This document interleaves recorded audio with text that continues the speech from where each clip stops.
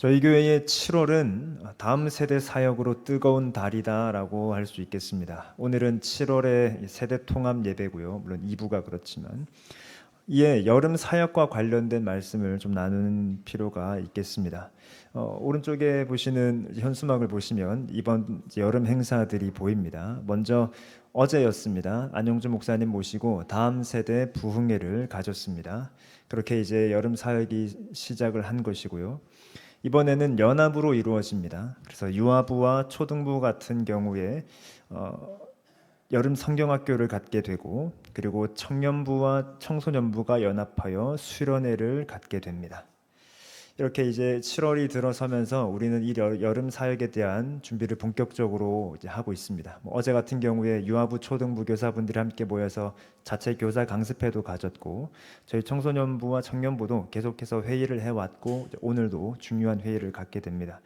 그래서 이제 7월이 되면서 모두 본격적인 스탠바이에 들어섰다고 할 수 있습니다. 말하자면 이제 달리기 선상에 서서 이제 출발을 하려고 준비를 하고 있는 것이죠. 그렇게 이제 올해 여름 사역은 이제 크게 두 가지입니다. 여름 성경학교 그리고 여름 수련회인데 주제가 어떻게 되죠? 먼저 유아부 초등부의 여름 성경학교는 나는 하나님을 예배해요 라는 주제로 여름 성경학교를 갔습니다. 그리고 청소년부와 청년부는요, 그리스도의 군사라는 주제로 이번 수련회를 갔습니다. 저는 오늘 이 두 주제에 대해서 개인적으로 묵상한 것, 그리고 이제 다음 세대에게 교육할 것에 대해서 좀 풍성하게 나누고자 합니다. 그래서 이를 듣는 다음 세대, 여름 사역의 대상인 우리 다음 세대에게도 유익하기를 바라고, 또 이 말씀을 듣는 오늘 모든 성도들에게 이 말씀이 유익하기를 바랍니다. 그런 점에서 저는 오늘 그 두 주제를 합쳐 예배하는 그리스도의 군사라는 것을 나누기를 원합니다. 사실 다음 세대 사역을 하다 보면 어떻게 비단 다음 세대만에 해당하는 무언가가 있겠습니까? 그리스도인의 삶은 그렇지 않죠. 다음 세대만을 위한다기보단 사실은 모든 그리스도인들을 위한 것입니다. 그런 점에서 사실 저 두 가지 주제가 꼭 다음 세대에게만 해당합니까? 그렇지 않죠. 우리 모두가 하나님을 예배해야 하고 우리 모두가 하나님의 군사입니다. 그런 점에서 오늘의 말씀이 듣는 모든 이에게 하나님의 은혜와 평강이 넘치게 되는 도구가 되기를 바랍니다. 첫 번째, 대장과 군사입니다. 오늘 우리가 방금 함께 읽었던 본문 역대상 17장은 오늘 저의 설교의 핵심으로 들어가기 전 마중물과 같다라고 할 수 있습니다. 오늘 제가 이 본문에 대한 강해를 한다기보다 이 본문을 시작으로 하여서 이제 계속되는 주제들을 좀 흐름 있게 살펴보려고 합니다. 그래서 이 본문에 대해 역대상 17장에 대해 먼저 나누고 이번 주제인 예배하는 그리스도의 군사에 대해서 이어서 가겠습니다. 오늘 본문은 매우 중요한 장입니다. 역대상하, 역대기 내에서도 그렇고 성경 전체적으로도 그렇습니다. 매우 중요하기도 하고 흥미롭기도 합니다. 왜 흥미롭냐면 다윗이 거절당하고 있기 때문입니다. 그것도 하나님께 거절을 당하고 있습니다. 물론 정확하게는 거절당했다기보다 그런 것처럼 보입니다. 다윗이 왕이 되었죠. 그리고 하나님의 도우심과 함께 하심으로 그 나라가 부강한 나라가 되어 갑니다. 그리고 법궤도 옮겼습니다. 그런 때에 지금 다윗에게 어떠한 생각이 들었고 그리고 그것을 선지자 나단과 나누게 됩니다. 그것이 1절이죠. 성경 보시면 다윗이 그의 궁전에 거주할 때에 다윗이 선지자 나단에게 이르되 나는 백향목 궁에 거주하거늘 여호와의 언약궤는 휘장 아래에 있도다. 즉 자신이 이 궁전에 있다 보니 하나님의 궤가 휘장에 있는 것이 좀 슬펐습니다. 그래서 하나님께 집을 지어드리고자 했습니다. 이를 들은 선지자 나단도 좋게 여깁니다. 하나님께서도 좋아하셨을까요? 꼭 그렇지만은 않았던 것 같습니다. 하나님께서 이 간구 그대로를 용납하시고 수납하시진 않으셨습니다. 그날 밤에 하나님께서 선지자 나단에게 말씀하시죠. 가서 내 종 다윗에게 말하기를 여호와의 말씀이 너는 내가 거할 집을 건축하지 말라 라고 하십니다. 그럼 다윗은 지금 거절당한 건가요? 다윗의 간구 자체는 받아들여지진 않았습니다. 하지만 다윗은 거절당한 것도 아닙니다. 오늘 본문을 전체 강해하는 시간이 아니니 제가 요약을 하면 오늘 본문을 두 문장으로 나타내면 이렇습니다. 다윗이 말하기를 하나님, 저 하나님 위에 집 지어 드릴래요. 하나님이 말씀하시기를 아니, 내가 집을 지어 줄 거야 라고 하시는 것이 오늘 본문입니다. 다윗이 하나님께 집 지어 드리겠습니다 라고 하자 하나님이 아니, 내가 널 위해 집을 짓겠다. 이것이 오늘 본문입니다. 10절을 보시면 여호와가 너를 위하여 한 왕조를 세우리라 라고 되어 있습니다. 10절의 말미죠. 여호와가 너를 위하여 한 왕조를 세울지라. 여기서 역대상은 지금 개역개정이 한 왕조라고 번역을 했는데 평행본문인 사무엘하에 가면 집이라고 번역이 됐습니다. 그리고 이 단어 히브리어 단어 자체도 집이라는 것입니다. 즉 여호와가 너를 위하여 한 집을 세우리라 라는 것이죠. 그리고 그 집, 그 왕조에 대한 내용이 12절, 14절인데 한 단어로 요약하면 왕위의 견고함입니다. 다윗 왕위의 견고함, 다윗 왕조의 견고함입니다. 그것에 대한 내용이 오늘 본문이죠. 그것은 하나님이 약속하시는 것입니다. 그러니 지금 다윗이 하나님께 제가 집 지어드리고 싶습니다 라고 했는데 하나님께서 그것 자체를 받지 않으시고 아니 내가 널 위해 집을 지어주겠다.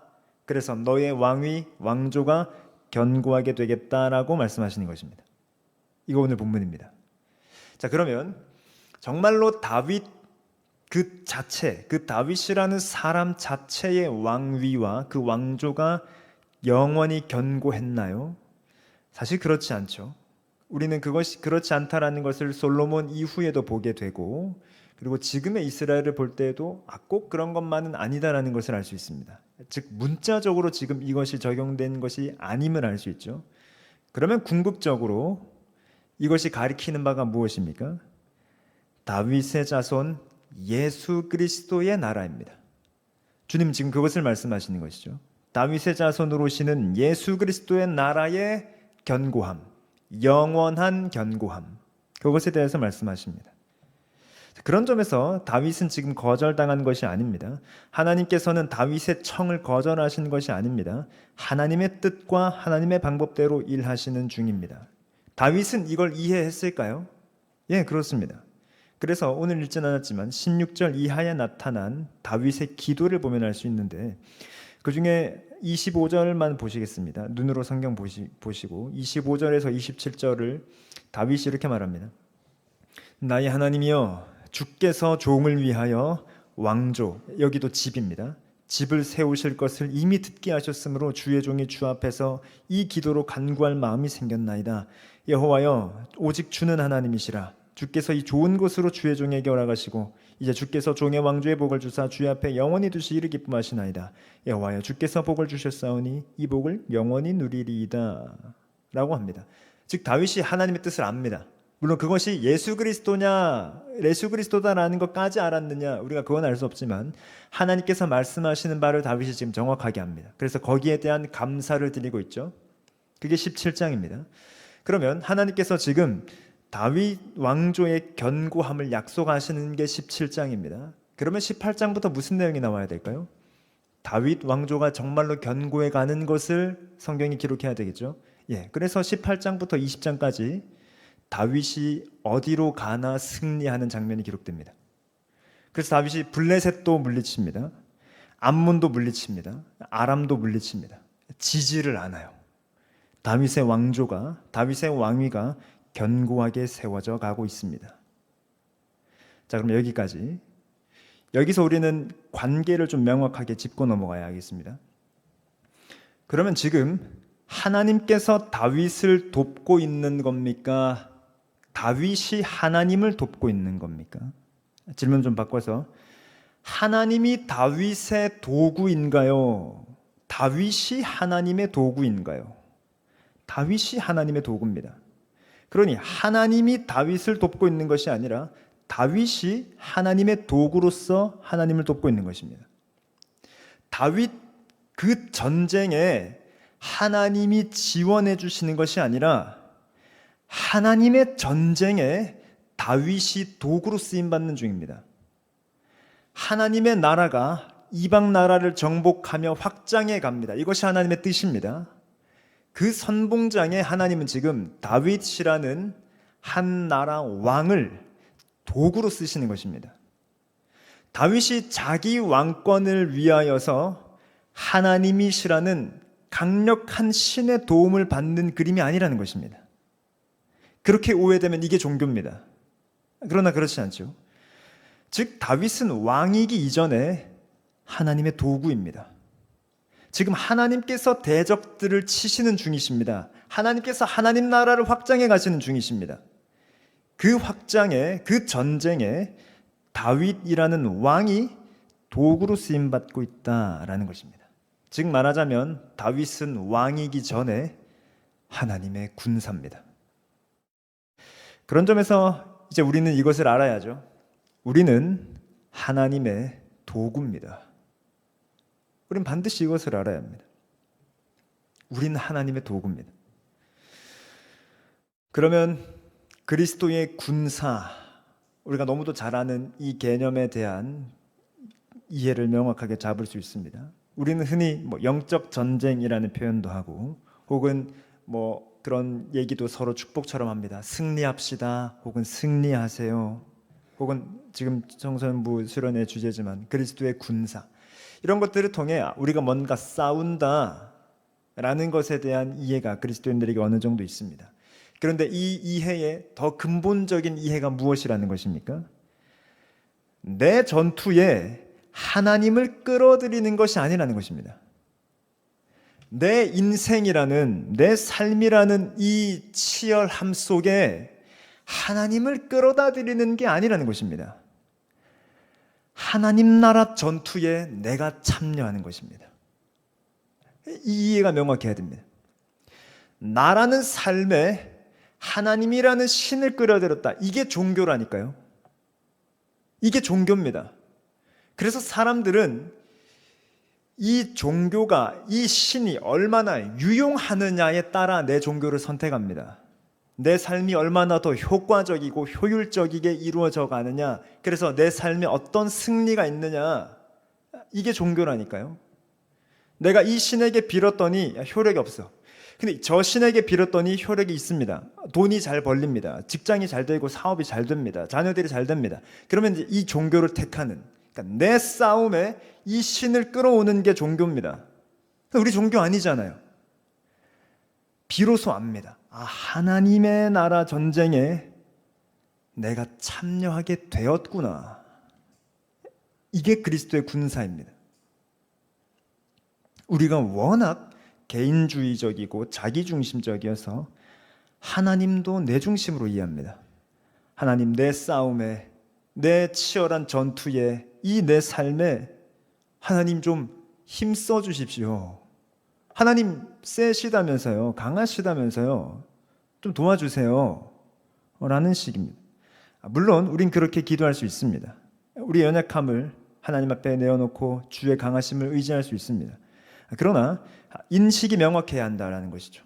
내 싸움에 하나님 끌어다 드리는 것이 아니라 하나님께서 하시고자 하시는 일에, 하나님 나라의 전투에 우리가 도구로 쓰임받고 있더라라는 것입니다. 그러니 하나님 도와주십시오 라는 기도보다 우리에게 더 절실한 것은 하나님 저를 사용해 주십시오입니다. 요즘 시대에 이 기도가 너무 없죠. 다 도와달라고 합니다. 내 삶이 잘 되어야 하니까, 내 일이 중요하니까, 내가 중요하니까 나라는 사람의, 나라는 삶의 그라운드에 하나님 도와주십시오의 기도만 합니다. 그러나 내 삶이 하나님의 도구라는 인식이 너무 없다라는 것이죠. 그래서 하나님 이 삶을 사용해 주십시오. 이 기도가 우리에게 필요하죠. 교회사를 통해 하나 살펴볼까요? 지금으로부터 한 1600년, 1700년 전, 그러니까 3, 4세기에 그 당시를 중기 로마 시대라고 말합니다. 중기 로마 황제 중에 들어보셨을 것 같습니다. 컨스탄티누스라는 황제가 있었습니다. 그런데 이 중기 로마 제국은 한 명의 황제 체제가 아니라 복수 황제 체제입니다. 그래서 이때 콘스탄티누스도 황제인데 동시대에 네 명의 황제가 같이 다스리는 중이에요. 물론 로마 제국이 그만큼 굉장히 넓은 대제국이었기 때문에 불가피한 것일 수도 있겠습니다. 그런데 이 콘스탄티누스 말고 또 다른 황제 중 막센티우스라는 황제가 있습니다. 그래서 이 로마 제국을 그냥 단순하게 동방 서방으로 나누면 이 콘스탄티누스와 막센티우스가 서방의 황제였습니다. 나머지 둘은 동방의 황제고요. 지금의 이탈리아 지역을 다스리고 있었던 황제가 막센티우스였습니다. 그리고 콘스탄티누스는 지금의 스페인이나 프랑스 지역이었습니다. 이 콘스탄티누스와 막센티우스가 일종의 권력 경쟁을 하죠. 그래서 콘스탄티누스가 이탈리아, 지금의 이탈리아의 수도인, 그리고 당시 막센티우스가 다스리고 있는 곳의 중심지인 로마로 진입하려고 합니다. 제국 전체 이름도 로마고 한 도시 이름도 로마입니다. 지금도, 그때도 지금도. 그렇게 콘스탄티누스와 이제 막센티우스가 전쟁을 합니다. 여기서 이기는 황제가 이 서방 로마를 다 먹는 거예요. 엄청난 전쟁입니다. 매우 중요한 전쟁입니다. 그런데 문제는 막센티우스의 전투력이 이 콘스탄티누스보다 3배는 더 셌습니다. 그러면 그냥 우리가 단순히 생각할 때에 이렇게 둘이 붙으면 누가 이길까요? 막센티우스가 이길 것 같습니다. 콘스탄티누스도 그걸 모를까요? 압니다. 저기가 나보다 전투력이 3배나 더 세다라는 것을 압니다. 그래서 사실은 마음이 편치 않죠. 그런데 이제 결전의 날을 앞둔 전날 밤에 콘스탄티누스가 꿈을 하나 꿉니다. 밤 하늘에 보니까 십자가 모양이 찬란하게 빛나는 거예요. 이 콘스탄티누스 자체는 기독교인이 아닙니다. 그런데 그의 어머니가 기독교인이었어요. 그래서 뭐 얼핏 들었겠죠. 근데 환상 중에 십자가를 보게 되는데 거기 십자가 위에 라틴어로 호크 빈케라고 적혀 있었습니다. 이것으로 승리하라. 그래서 그것이 이게 내가 듣던 그 예수 그리스도라는 분이 나에게 주는 메시지인가 보구나라는 것으로 믿고 다음날 일어나서 전 병력에게 명합니다. 방패에 십자가를 새겨 넣어라. 그러고 나서 전쟁에 나갔습니다. 이겼을까요? 졌을까요? 이깁니다. 3배나 더 뛰어난 그 막센티우스의 군대를 이 콘스탄티누스가 이깁니다. 그러니 이 콘스탄티누스가 무슨 생각이 들겠어요? 그 예수 그리스도라는 신이 날 도왔구나. 자, 여기 이때 그 십자가에 그려진 방패에 그려진 십자가 무늬를 라바룸이라고 하고 아마 여러분들이 다 보셨을 것 같습니다. 그리고 여기 계신 일본 고베 선교팀 우리가 갔을 때 그 강대상 앞에도 그려져 있었습니다. 제가 그날 얘기한다는 게 3일 내내 까먹어가지고 얘기를 못했는데 지금 합니다. 이렇게 생겼습니다. 많이들 보셨죠? 흔히 보신 P랑 X, 그래서 군대 가면 저거 PX인가 이렇게 얘기하는데 PX 아닙니다. 그리스어로 P라고 모양된 게 로라고 했고 X로 된 걸 키라고 했습니다. 순서는 사실 X가 먼저고 그 다음에 이 P 모양으로 된 게 옵니다. 저게 그리스도의 첫 2글자예요. 그리스도를 헬라어로 썼을 때 첫 2글자가 저것입니다. 그래서 저게 많이 이제 보신 거고 저게 교회에서도 오늘날 이렇게 쓰이면 그리스도란 뜻이구나. PX 아닙니다. 그리스도란 뜻이구나라고 이해하시면 됩니다. 그렇게 이 콘스탄티누스가 그걸 그려서 이겼으니 예수 그리스도라는 신이 날 도왔구나라고 하여 그 다음 해에 전 로마 제국에 자기가 다스리는 전 로마 제국에 기독교를 국교화합니다. 그게 313년에 밀라노 칙령이에요. 그때부터 이제 그리스도인들이 박해에 좀 자유롭게 됐죠. 좋은 일일까요? 물론 여기에 대한 교회사적인 또 역사적인 신학적인 판단은 뭐 지금 다 할 수 없는데 사실 그때로부터 교회와 국가의 싸움이 시작됩니다. 그게 1000년 동안 이어져요. 그 교회사를 다 할 수 없고 지금 이 예화에서 교회사에서 긍정적인 면을 취할 수 있겠지만 반대로 제가 지금 하고 있는 맥락에서 우리가 생각해 볼 때에 우리의 모든 삶에 대한 예수님께 대한 간구가 이럴 수만은 없다는 것입니다. 내 전쟁에 예수님 끌어들이는 형국이 아니라는 거예요. 우린 이 예화를 좋아하니 예수님이 도우시면 다 되는구나. 예수님이 도우시면 다 승리하는구나. 그래서 예수님이 계속 끌어다 씁니다. 근데 오히려 우리는 그 교회사에 대한 이해가 그리스도께서 교회에게 그 박해 가운데 있는 교회를 위로하시기 위해 콘스탄티누스라는 사람을 사용하셨구나라는 이해를 해야 된다고요. 하나님의 관점에서 계속 이것을 볼 줄 알아야 되는 것입니다. 그러니 하나님이 하시려는 일에 우리가 도구로 쓰여야 합니다. 그렇지 않으면 여전히 내가 주인입니다. 예수님을 믿는다는 게 뭐죠? 내가 주인이던 자리에서 내려와서 예수님께서 주인 되시는 것 아닌가요? 그런데 이것을 오해하면 여전히 교회는 다니는데 여전히 내가 주인입니다. 그래서 내가 주인의 자리에 앉아 있고 예수님을 내 파트너로 씁니다. 더 비참하게는 예수님을 내 비서로 쓰려고 합니다. 아니라는 것이죠. 그래서 우리는 분명히 알아야 합니다. 주님께서 주인이십니다. 그 화살표 옆에 주님께서 우리의 주인이시다라는 것이죠. 우리는 주님의 도구요. 주님께서 우리의 주인이시다라는 것입니다.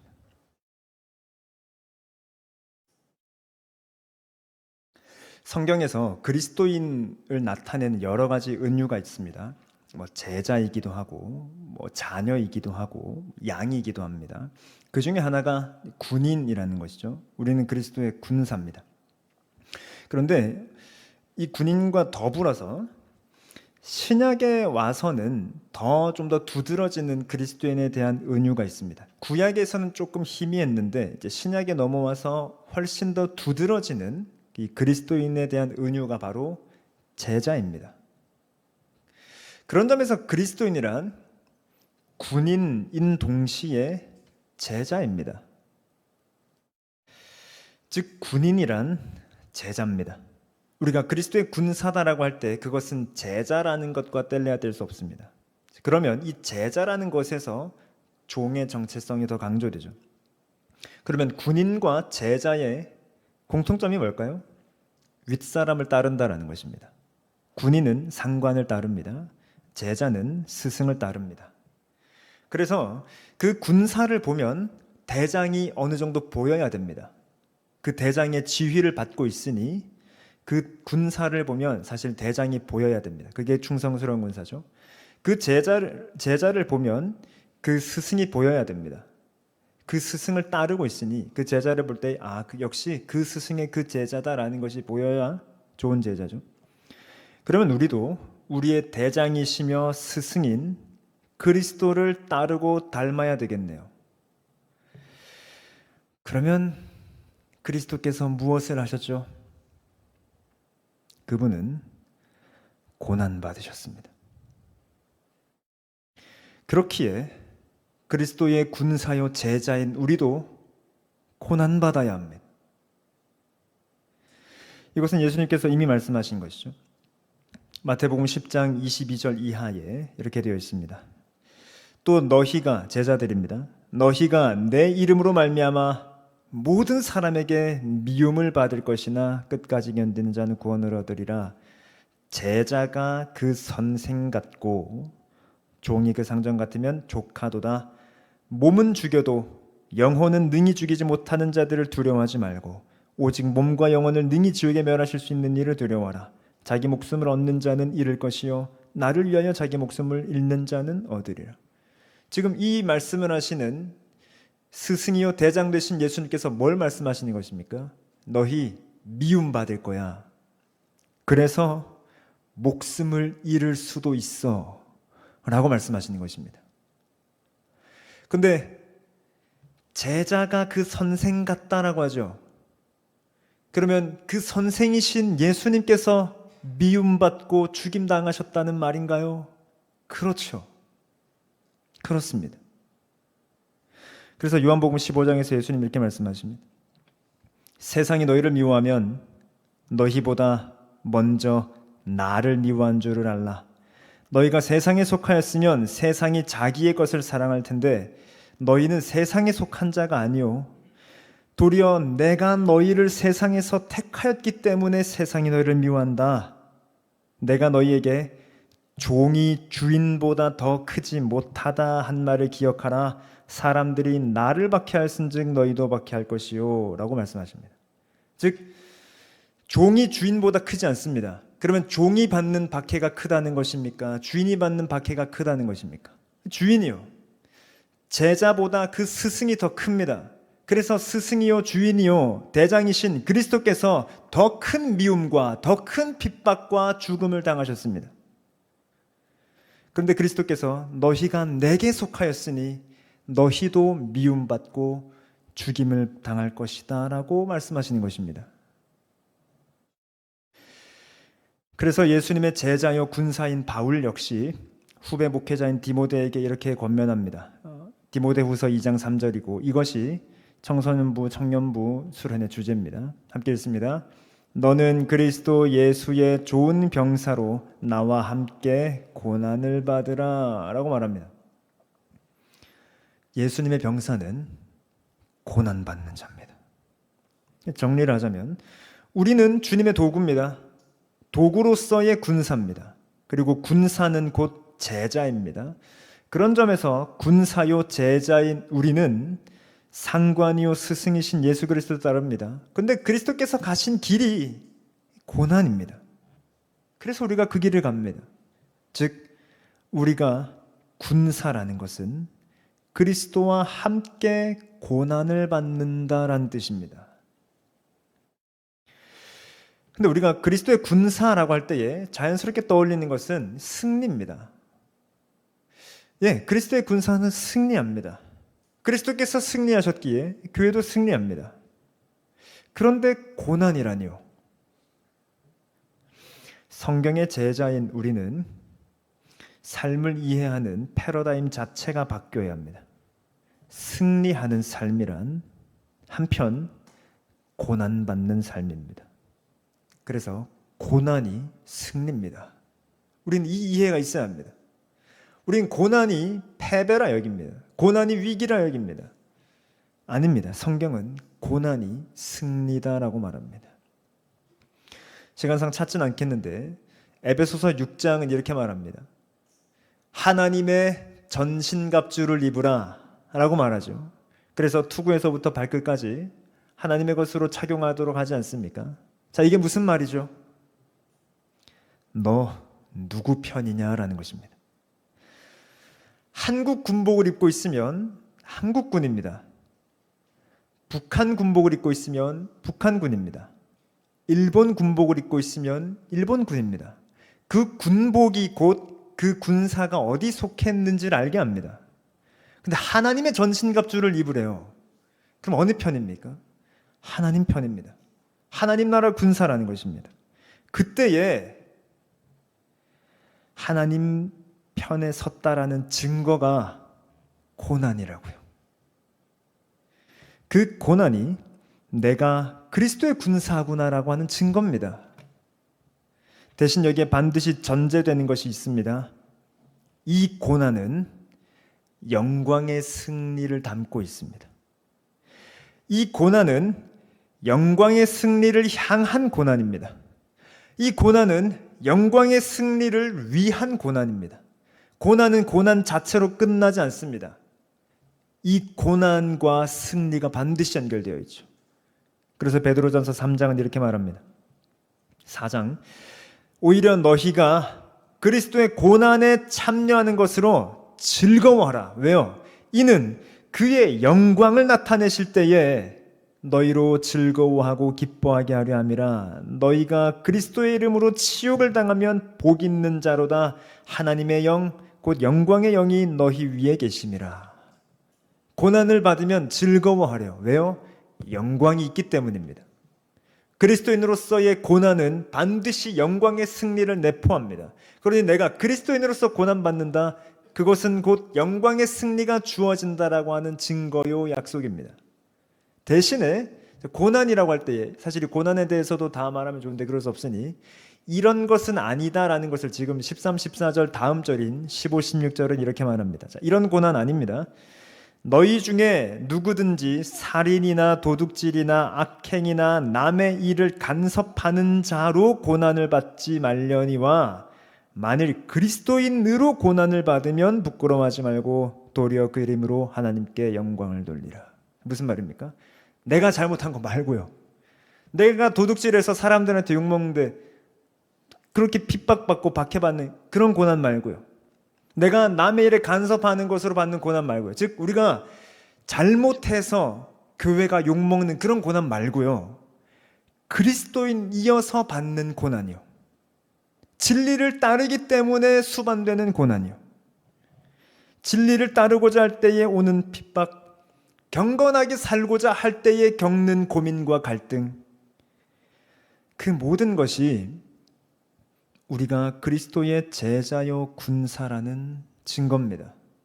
그러니 혹 핍박받고 진리를 따르기 위해 고민하고 갈등하시는 분 계십니까? 기뻐하십시오.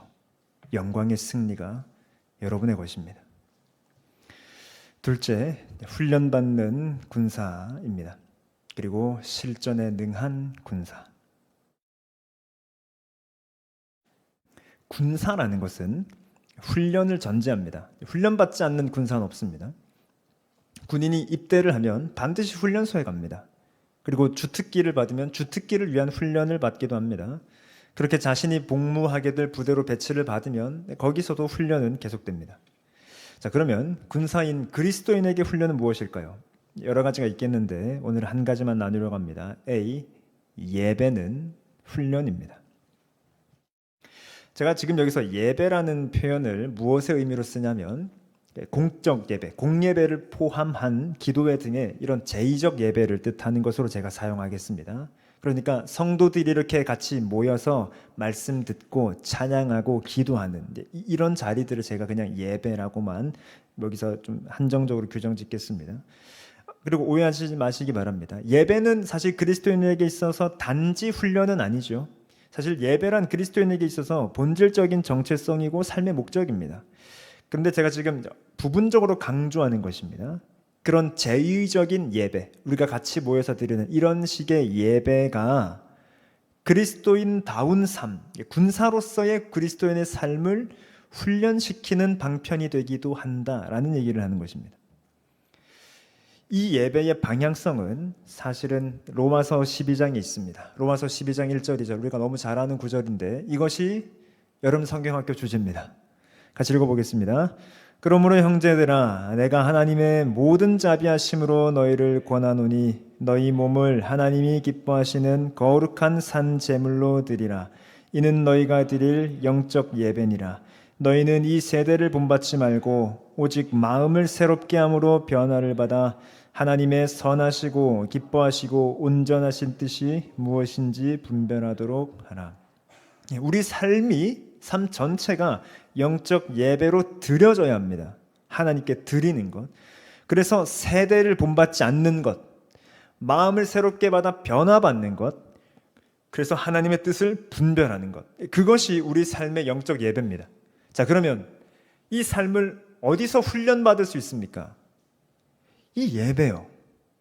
이 예배를 통해, 이 제의적 예배를 통해 삶의 예배로 나아갈 수 있는 것입니다. 그런 점에서 이렇게 말할 수 있습니다. 삶의 예배, 영적 예배를 드리기 위해 이 제도적 예배로 훈련되어야 됩니다.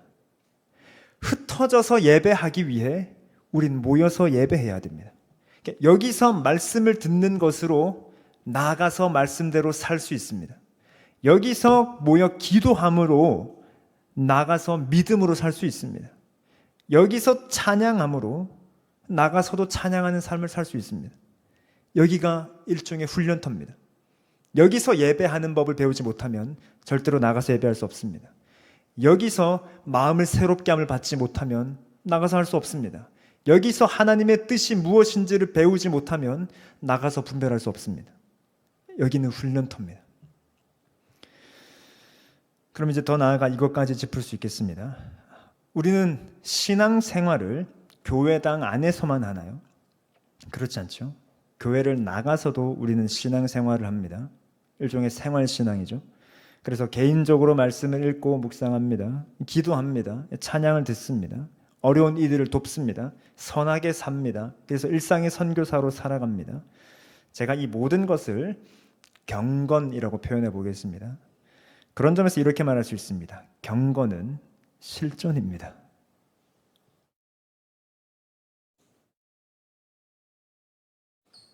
제가 요즘에 과학 공부를 하고 있습니다. 제가 과학을 학교 다닐 때 정말 못했고 그래서 과학적 지식이 참 부족하다라는 것을 살면서 종종 느끼기에 제가 과학 공부를 얼마 전에 시작했습니다. 대단한 건 아니고 중학교 1학년 1학기 과학부터 제가 지금 시작을 하고 있습니다. 그래서 1단원 직권의 변화, 2단원 여러 가지 힘 이런 것들 배우고 있습니다. 제가 어느 정도 뭐 이제 컸으니까 중학교 당시에 보던 것보다 이제 개념이 훨씬 더 잘 들어오죠. 그래서 그렇지, 지구계는 직권, 수권, 뭐 기권, 생물권, 외권으로 형성되어 있구나. 또 배우면서 내가 제주도에서 본 현무암이 마그마가 굳어서 암석이 된 화성암으로 구성되어 있고 화성암은 화산암과 침성암으로 구분되어 있는데 그중에 현무암은 화산암에 속하는구나. 그래서 광물의 결정이 작고 광물의 색상은 어둡구나. 좀 이해할 것 같습니다. 그런데 그러고 나서 이제 참고서 아시죠? 그렇게 개념이 있고 그 다음에 이제 문제풀이가 있습니다. 제가 이제 보고 있는 자습서가 문제풀이가 단계별로 돼 있어요. 첫 단계 개념 쑥쑥, 2단계 내신 쑥쑥, 3단계 실력 탄탄. 개념 쑥쑥은 풀릴만 해요. 근데 내신 쑥쑥 그리고 실력 탄탄 가면 자꾸 틀립니다. 제가 방금 개념 다 알았잖아요. 근데 문제를 푸니까 자꾸 틀리더라고요. 그래서 제가 왜 그런지 가만히 보니까 제가 이제 대학에 입학하면서부터 제가 접했던 시험 문제의 방식은 이런 것입니다. 본문을 하나 줘요. 데살로니가 4장 17장을 헬라어 본문으로 줍니다. 이것을 번역하고 그 의미를 해석한 뒤 세대주의적 종말론을 비판하면서 해설하시오. 이런 거라든지 아니면 은혜의 방편으로서의 설교를 루터의 교회론적 관점에서 서술하고 이를 중세 로마 천주교 시대와 구분하여 해설하시오. 이렇게 되어 있어요. 그러니까 저는 늘 시험지를 받으면 문제는 한두 문장이고 내가 써야 되는 거는 수백 문장을 써야 되는 그런 식의 방식으로 계속 훈련을 해왔단 말입니다. 그러니까 참고서는 그렇지 않잖아요. 다음 중 맞지 않은 것을 고르시오. 5개 중에 골라야 돼요. 제가 이게 오랜만이었던 거예요. 자꾸 뭘 생각하다가 골라 틀려. 기역, 니은, 여기 중학생들인데 기역, 니은, 디귿 중에 2개 고르래요. 기역, 디귿. 정답은 니은, 디귿이었어요. 계속 틀리는 거예요. 제가 내가 알지만 개념을 알지만 이 실전이라는 문제에 내가 훈련이 안 됐구나 라는 것을 제가 좀 느끼고 있습니다.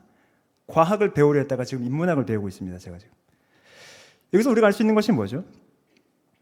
안다고 해서 다 할 수 없습니다. 실전은 다릅니다. 훈련 받았다고 해서 실전에 꼭 강하냐? 그렇지 않습니다. 실전에 뛰어들어 봐야 실전 감각이 올라갑니다. 그리고 그래 봐야 훈련 받는 거 되게 중요한 거였네. 되게 쓸데없는 줄 알았는데 이거 중요한 거였네. 이제 그제서야 압니다. 그런 점에서 성경 한 구절만 우리가 찾겠습니다. 야고보서 4장 4절입니다. 야고보서 4장 4절.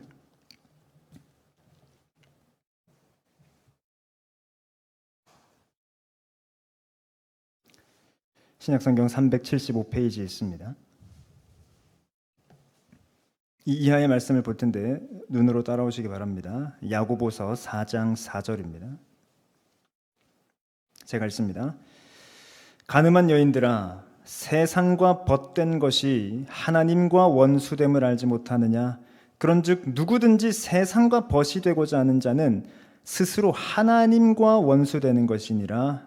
그리고 7절. 그런즉 너희는 하나님께 복종할지어다. 마귀를 대적하라. 그리하면 너희를 피하리라. 8절을 함께 읽습니다. 하나님을 가까이 하라. 그리하면 너희를 가까이 하시리라. 죄인들아, 손을 깨끗이 하라. 두 마음을 품은 자들아, 마음을 성결하게 하라. 지금 무엇을 말하고 있습니까? 내 친구는 하나여야 합니다. 세상도 내 친구, 내 벗, 하나님도 내 친구, 내 벗 안 됩니다. 그래서 8절이 말하기를 두 마음을 품지 말고 하나님을 가까이 하라라고 말합니다. 자, 모르셨던 건가요? 알죠. 그러나 우리의 실전에서 이렇게 되기가 참 어렵다라는 것을 우리는 늘 마주합니다. 우리는 이 알고 있는 말씀을 위해 계속해서 예배로 훈련됩니다. 그리고 예배당을 나가 실전을 항상 마주하죠. 우리는 이 삶을 살기 위해 끊임없이 아는 말씀이지만 되새기고 이해하고 묵상하고 실전을 또 마주하고 이겨도 보고 깨져도 보고 그러면서 또 돌아오고 그것이 우리에게 필요합니다. 어제 다음 세대 부흥회에서 안영주 목사님이 하셨던 예화 중에 이것이 있습니다. 중학생 친구들이 앞서서 3, 4, 5 몰려가는 것을 보셨다고 해요. 시험이 끝난 것 같습니다. 그래서 주말에 뭐 하는지 얘기를 했대요. 너 일요일에 뭐 할 거야? 한 친구가 나 교회 가야지 라고 했대요. 그러자 그 다른 친구가 뭐라고 했냐면 교회 왜 가? 자연스럽게 물을 수 있는 말이죠. 근데 그 교회 간다고 했던 친구의 또 다시 답변이 나 절도 가고 교회도 가고 성당도 가 라고 했다는 거예요. 그래서 안 목사님이 해석하기로는 그 친구가 그 순간이 좀 부끄럽고 쑥스러워서 모면하기 위해 그렇게 말했던 것 같다. 설마 그 친구가 진짜 절도 가고 교회도 가고 성당도 가겠습니까? 그 순간 우린 예배를 통해 훈련은 됐습니다. 복음을 부끄러워하지 말아야지. 예수 그리스도를 부끄러워하지 말아야지. 그러나 실전에 마주하니 잘 안 됐던 것입니다. 학원에서 주일 오전 11시에 와서 공부해 수업 들어 라고 하면 그거 가야 됩니까? 안 가야 됩니까? 안 가야 되는 걸 우리 다 압니다. 4계명을 우리는 알고 있고 그리스도께서 부활하신 날인 일요일을 주일로 지켜야 하는 것을 알고 있습니다. 하지만 성적도 중요합니다. 학원 선생님한테 혼나는 것도 두렵습니다. 그래서 입장도 난처해져서 학원에 갑니다. 실전에 적용이 잘 안 된 거죠. 단순한 예 2가지만 들었지만 사실 더 복잡하고 예민한 문제들이 많죠. 돈과 헌금 사이에서의 갈등, 성과와 정직 사이에서의 갈등, 세상이 가르치는 성의 기준과 성경이 가르치는 성의 기준 사이에서의 갈등, 술의 갈등. 우린 답을 다 압니다. 하지만 실전에 뛰어드니 잘 안 됩니다. 더 단순한 것을 짚어볼까요? 우리는 예배 때에 말씀을 듣고 찬양하고 기도합니다. 여기서 훈련을 받습니다. 그럼 나가서도 그렇게 하라는 것입니다. 실전에서도. 개인적으로 말씀을 묵상해야 하고 찬양해야 하고 기도해야 합니다. 뭐 혼자 하든지 믿음의 동역자들과 함께 하든지 해야 됩니다. 그러나 이조차도 잘 안 됩니다.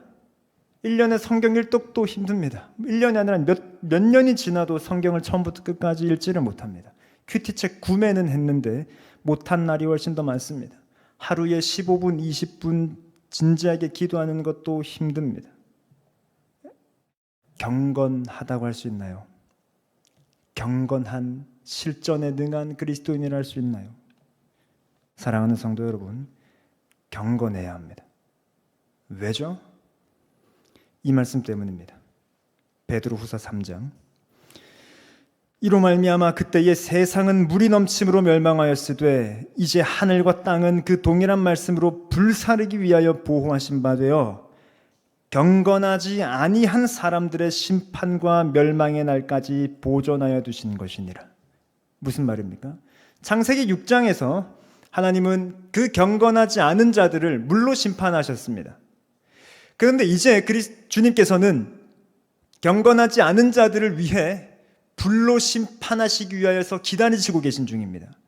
그래서 이 지금 하늘과 땅은 그 경건하지 않은 자들을 불사르기 위한 심판대로서 존재하고 있습니다. 하나님의 심판의 날에 경건하지 않은 자들은 심판받습니다. 저는 이 시대 사조의 대표적인 나는 내 인생의 주인공이다 라는 말을 비웃습니다. 너무도 같지 않습니다. 내가 내 인생의 주인공이라고요? 그리스도의 심판대 앞에서도 그렇게 말할 수 있겠습니까? 이 하늘과 땅이 그리스도께서 불사르실 때에도 그렇게 말할 수 있겠습니까? 그 누구도 그럴 수 없습니다. 나라는 존재가 뭐가 대단해서 하나님의 심판대 앞에서도 당당히 선단 말입니까? 그 누구도 그럴 수 없습니다. 우리는 자꾸만 경건이라는 것을 우선순위에서 밀어버립니다. 그러나 그 태도 자체가 하나님의 심판에 대한 이해에서 너무 동떨어져 있습니다. 주님이 언제 오시는데요? 내일 모레 오시면 내일 미뤄도 괜찮죠. 근데 주님이 언제 오시는지를 그 누구도 모릅니다. 그러니 늘 깨어 있으라고 하시지 않았나요? 우리의 경건은 그래서 언제나 1순위여야 합니다. 주님이 언제 오실지를 모르기 때문입니다. 그런데 왜 나는 내가 인생의 주인공이 되어서 주님이 언제 오실지를 아는 것 마냥, 당장은 안 오실 것 같은 것 마냥 왜 경건을 미루냐 말입니다. 그래서 찬송가 522장은 우리에게 이렇게 경고합니다. 웬일인가 내 형제여, 주 안에 믿다가 죄값으로 지옥 형벌 너도 받겠구나. 웬일인가 내 형제여, 마귀만 따르다 저 마귀 지옥 갈 때에 너도 가겠구나. 재물만 취하다 세상 물질 불탈 때에 너도 타겠구나. 죄악에 매여서 한없이 고생하는 것 참 못 보겠구나. 사랑하는 내 동포여, 주께로 나오라. 십자가에 못 박힌 주 너를 사랑하네. 사랑하는 성도 여러분, 경건해야 합니다. 우선순위에서 경건을 미루지 마십시오. 경건한 그리스도인이 되는 것을 1순위로 삼으십시오. 그렇지 못한 내 삶을 슬퍼하며 회개하십시오. 그리고 여전히 우리를 안으시는 그리스도께로 오십시오. 말씀을 맺습니다. 다음 세대 여름 사역이 이제 시작됩니다. 그러니 다음 세대가 경건한 세대가 되도록 기도해 주십시오. 그리고 다음 세대뿐 아니라 여러분도 그런 성도가 되어 주십시오. 다음 세대가 여러분을 보고 배우지 않습니까? 좋은 그리스도인으로서의 본이 많은 교회가 좋은 교회입니다. 아이들이 본받을 만한 그리스도인들이 많은 교회가 좋은 교회입니다. 그러니 다음 세대를 포함한 우리 모두가 예배하는 자, 경건한 자가 되어야 합니다. 그렇게 그리스도의 좋은 군사로 살아가는 저와 여러분 되시길 바랍니다.